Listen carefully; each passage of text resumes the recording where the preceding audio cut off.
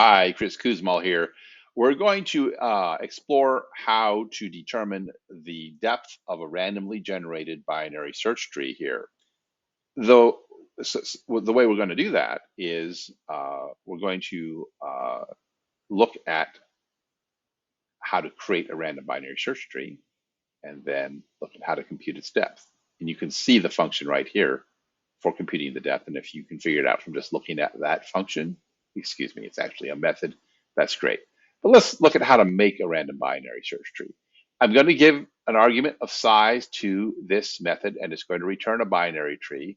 So the first line of code for me is to create an empty binary tree and assign that to be the variable retval. I then iterate size times in this canonical idiomatic for loop that creates a node that has a key, which is an integer. It has to be an integer based on what I created.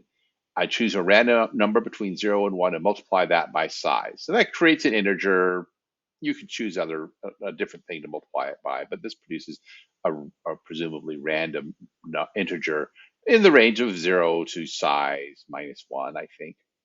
And I'm going to insert that node into the tree, and then I'm done. Having created a binary random tree, then that's what happens here. A random tree of size s. I get the root and pass that node, the node which is the root, to the depth method. The depth method takes that node.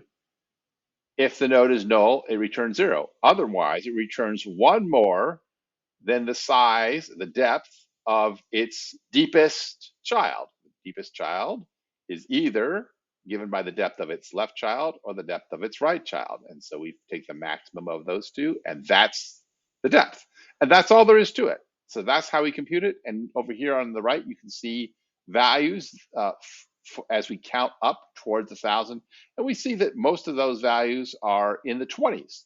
And 20 is approximately twice the log base 2 of 1,000.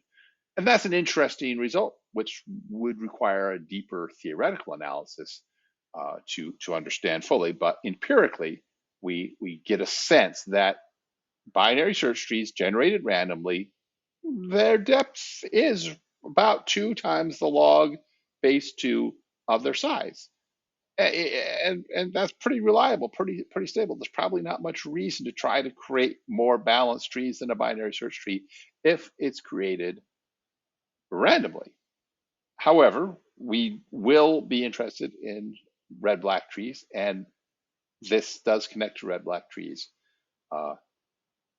which will guarantee that the depth is not too terribly great.